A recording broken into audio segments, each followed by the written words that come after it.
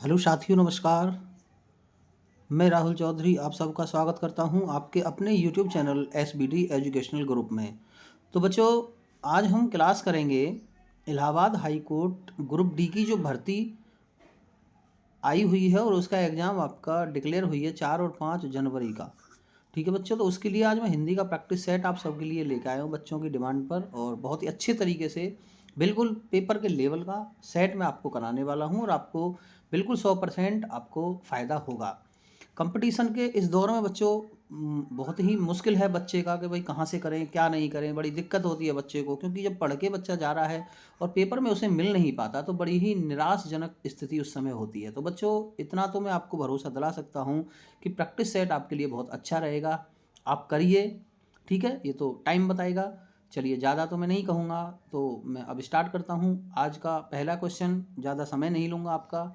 ठीक है बच्चों, तो आप सभी प्रैक्टिस करेंगे और आपको अच्छा भी लगेगा, इसी आशा के साथ आपके सामने पहला क्वेश्चन।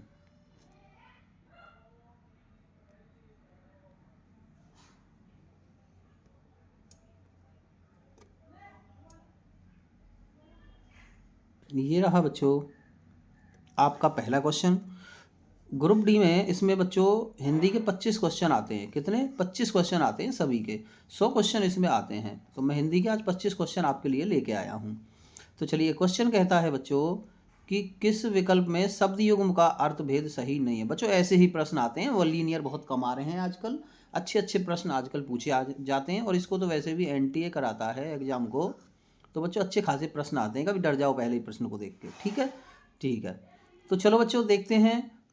ये आपका सम जो होते हैं जिनका उच्चारण समान सा लगता है, अर्थ अलग होता है, तो वो वाले ये क्वेश्चन है। तो नागर, नगर में रहने वाला, और नगर शहर है ही है, तो ये बात तो बिल्कुल ठीक है। कुल, वंश, और कुल नदी का किनारा, ये भी ठीक है। इसमें पूछा गया जो सही नहीं है, ये भी ध्यान रखना है आपको। बलि, बलवान, बलि, गाय। तो बच्चों, यहाँ पे यही गलत है, क्योंकि इस जो ये जो बलि है, इसका जो अर्थ होता है बच्चों, वो भोग होता है। क्या होता है? ना कि गाय, भोग होता है। और अनल का अग्नि, अनिल का पवन। तो बच्चों, इसका आंसर सी बिल्कुल सही हो जाएगा। कौन सा हो जाएगा? आंसर सी बिल्कुल करेक्ट आंसर हो जाएगा। ठीक है बच्चों, चलो अगला प्रश्न देख लेते हैं। अगला प्रश्न आपके सामने ये रहा। अगला प्रश्न बच्चों देख लेते हैं, थोड़ा सा मैं कलर चेंज करूंगा अभी बाहर।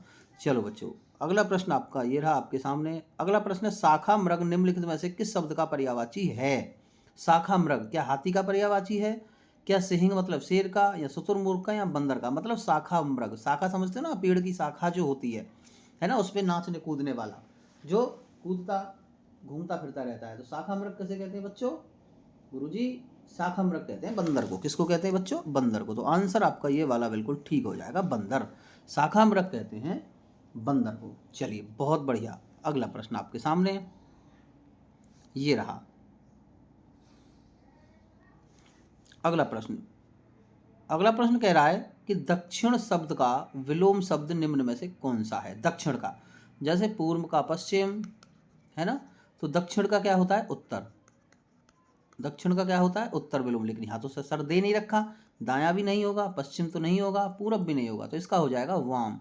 क्योंकि बच्चों, वाम का ही अर्थ होता है आपका उत्तर। वाम का अर्थ क्या होता है? उत्तर।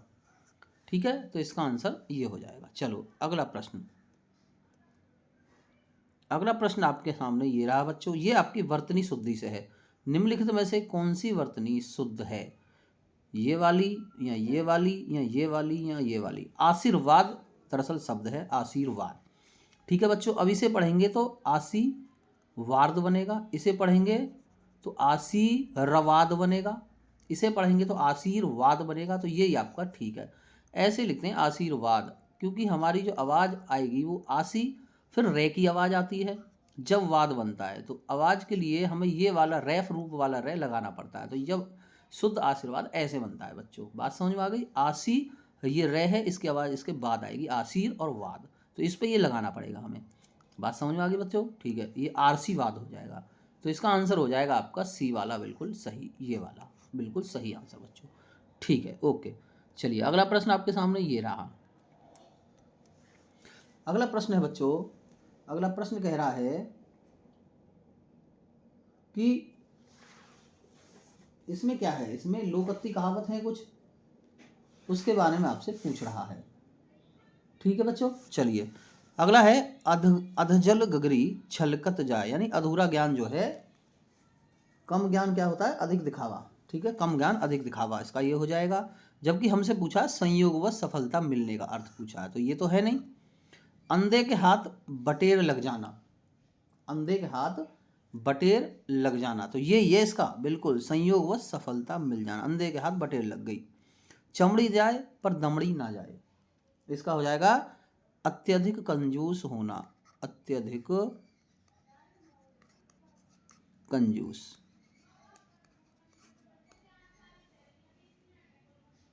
जल में रहकर मगरमच्छ से बैर, किसी के आश्रय में रहकर उससे शत्रुता करना, तो आंसर इसका हो जाएगा ये वाला।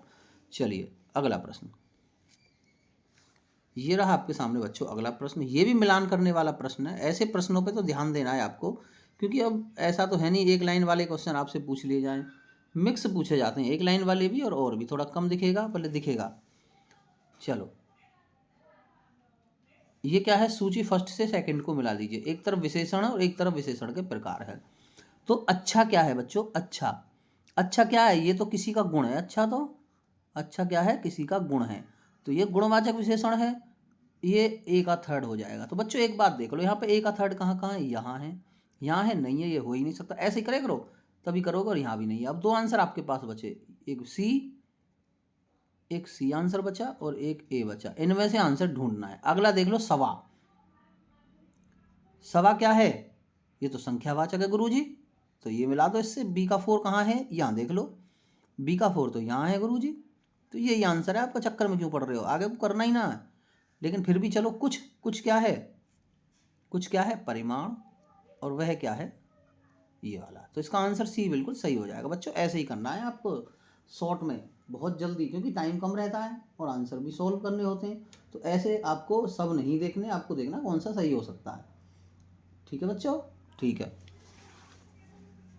अगला प्रश्न, अगला प्रश्न आपके सामने,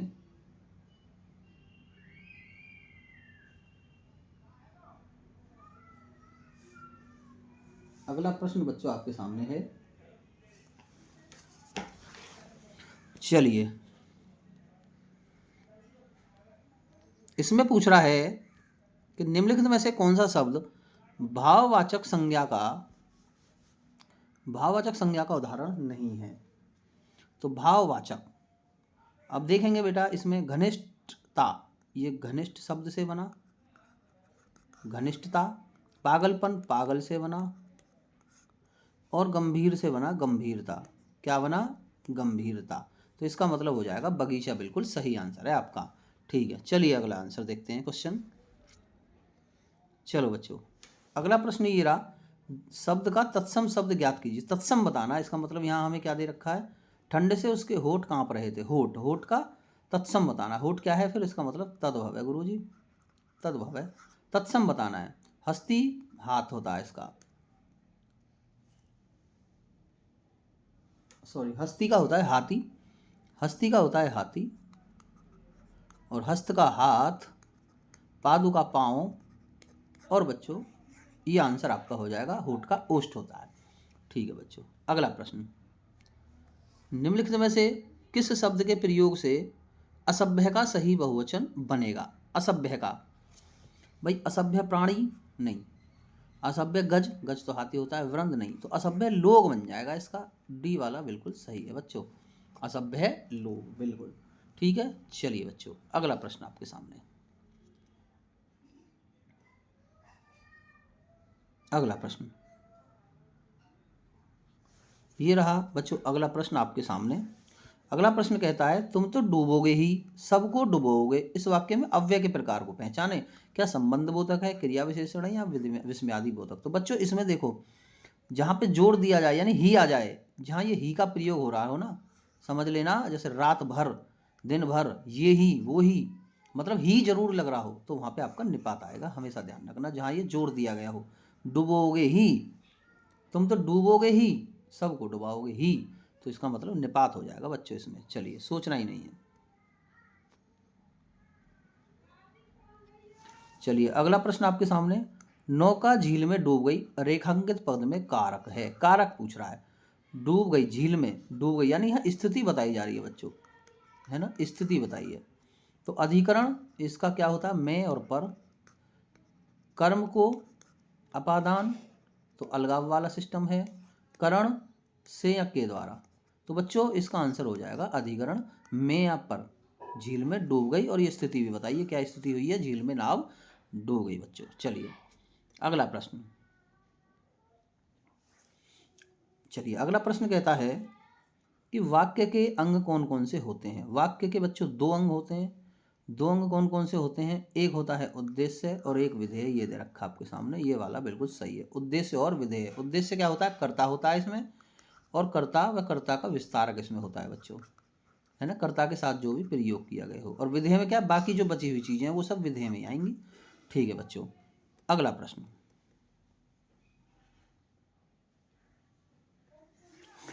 ध्यान दीजिए। मेरा बड़ा भाई लंदन जा रहा है, वाक्य में पदबंध बताइए।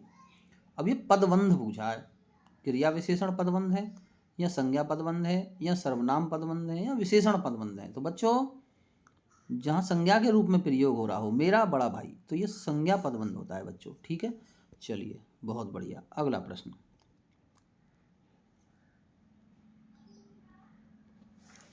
अगला प्रश्न है, वह खा रहा था, इस वाक्य में क्रिया किस काल का बोध करा रही है। अब ये काल से संबंधित है, खा रहा था, अर्थात हम तो खाता छोड़िया हैं, समझ रहे हो ना, काम चल रहा अभी, खाता छोड़िया हैं हम, तो ये अपूर्ण भूतकाल है बच्चों।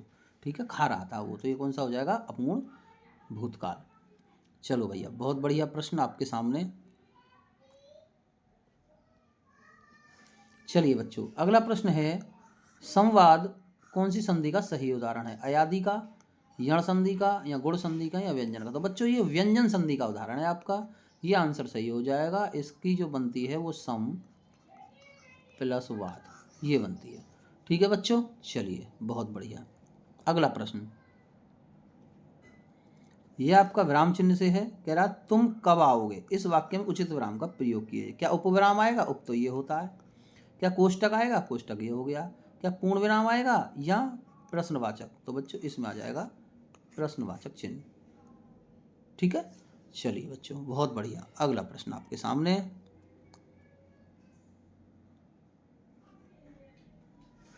अगला प्रश्न कह रहा है कि बैन शून्या जबते मधुर तबते सुनत न बैन, इस पंक्ति में कौन सा अलंकार है। तो बच्चों इसमें विरोधाभास की स्थिति है, विरोध सा लग रहा है, तो इसमें कौन सा होगा, तबते सुनत न बैन।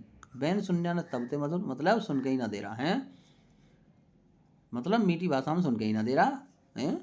चलो खैर छोड़ो, इसका आंसर हो जाएगा विरोधाभास। चलो बहुत बढ़िया। अगला प्रश्न, ये रहा आपके सामने अगला प्रश्न। अगला प्रश्न कहता है बच्चों, निम्नलिखित में से भिन्न लिंग वालों शब्दों का चयन कीजिए जो भिन्न है। ठीक है बच्चों, तो लिंग दो प्रकार के होते हैं, एक स्त्रीलिंग और एक पुरलिंग। तो बच्चों देखो, एक तो मक्खन जो है क्या होता है, दूध, दूध क्या होता है, पुरलिंग। तो ये तीनों पुरलिंग है, तो ये ही आंसर है, समझ रहे हो। ये सब आत्मा, वर्षा, कटाई, चिल्लाहट, विद्या, तृतीया, सगाई, गंगा, यमुना, ये सब क्या है, ये सब स्त्रीलिंग है। ठीक है, ये सब क्या है जी, स्त्रीलिंग है, ये ही पुरलिंग है, तो यही आपका सही आंसर है। ठीक है बच्चों, आगे, अव्ययी भाव समास नहीं है, पूछ रहा अव्ययी भाव समास नहीं है। तिलचट्टा, अनजाना, पल पल, रातों रात। तो बच्चों तिलचट्टा, तिलचट्टा मतलब तिल को चाटने वाला, तिल को चाटने वाला, अर्थात कर्म तत्पुरुष है, इसमें कर्म तत्पुरुष है बच्चों इसमें समास। तो ये तिलचट्टा बिल्कुल सही आंसर है। अनजाना में, पल पल में, रातों रात में, तो इसमें क्या हो जाएगा आपका अव्ययी भाव, क्योंकि यहाँ अव्यय लगा हुआ है, अन मतलब उपसर्ग, पल पल और रातों रात दोबारा से यहाँ वो हो रही है। ठीक है बच्चों, पुनरावृत्ति। चलो अगला प्रश्न आपके सामने, ध्यान दीजिए। दिए गए वाक्य का व्यवहार ज्ञात करें जिसमें कोई त्रुटि है। पुलिस ने चोरी के भ्रम में आशीष को पकड़ लिया। आशीष को के भ्रम में पुलिस ने चोरी या पकड़ लिया। तो बच्चों चोरी के भ्रम में कौन पकड़ता है, के भ्रम में कौन पकड़ता है, यहाँ आता बच्चों के शक में, के शक में, शक में पकड़ा जाता है, भ्रम में कौन पकड़ा जाता है। तो इसका आंसर ये हो जाएगा बिल्कुल सही। चलिए बहुत बढ़िया। यह अगला प्रश्न बच्चों आपका गद्यांश से है, इसको पहले पढ़ लेंगे ध्यान से और फिर इसके आंसर हम देंगे। एक बार पढ़ लेंगे फिर इसके आंसर कर रहे होंगे। गद्यांश कहता है आपका,